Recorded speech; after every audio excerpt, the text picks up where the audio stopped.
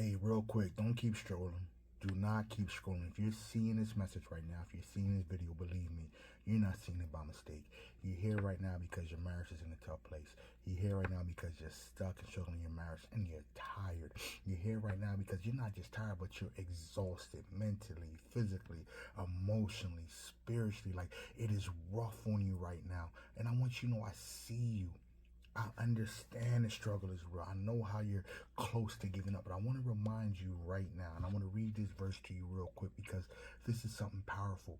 Matthew 11:28 through 30 says, "Come to me, all of you who are weary and burdened, and I will give you rest. Take up my yoke and learn from me, because I am lowly and humble in heart, and you will find rest for your souls.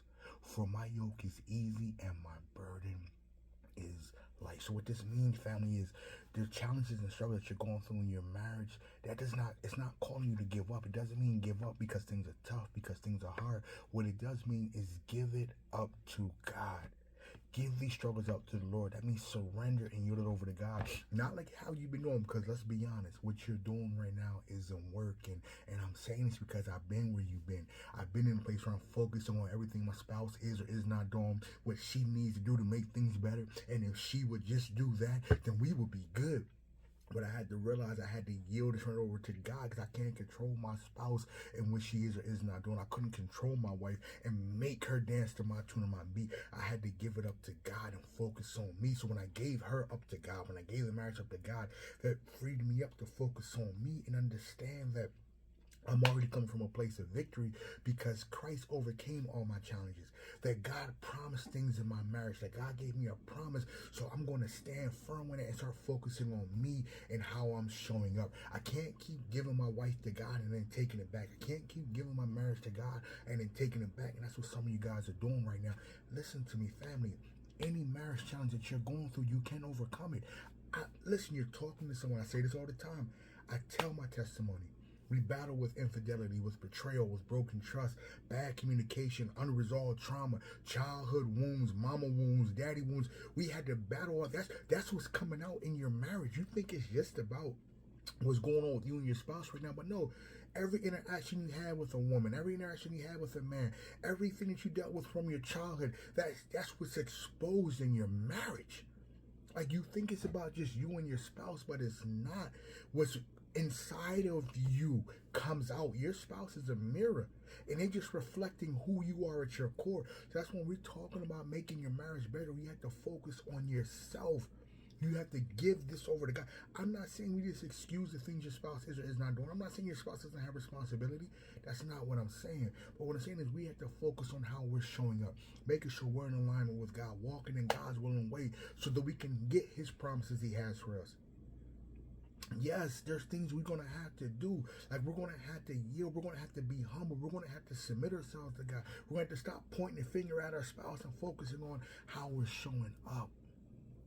I know it's hard right now. I get it, but when we do it this way, when you surrender it all to God and you stop focusing on the challenges in your marriage and you start focusing on the victory that's in Christ, what you're doing is you're showing God, I trust you. I'm not going to try to control only what you can carry. This leads to humility. Hey, Father, I'm going to learn how to do things your way and not just my own way. I'm not going to do things that just feel good to me, but are not necessarily good for me. Right? I'm not going to do that, because when I do it your way, God, then I'm a living example of what grace and peace in a restless world looks like, in a world where marriage is under attack. You have to understand, this is spiritual warfare. What you're going through in your marriage is not designated to just you. It is tough. It is hard, but you can overcome it. Believe me, you can. I wouldn't be on here talking to you right now if you could not overcome these challenges. I wouldn't. See, the only reason why you're seeing me right now, because my wife and I are on a mission. We are waging war on unhealthy, unproductive, and unfulfilled marriages. Yes, we are all of 2025. We are committed to reclaiming what the enemy has tried to steal in marriages and restore marriages back to their thriving in God's promises, joy, and divine purpose. So that's why you hear me. So if this message resonated with you, understand you're not alone. Understand you don't have to keep going through this. We're here with you. We're here for you. Okay? This ain't the end all, the be all. You can overcome these challenges. Now it's just about doing things the right way.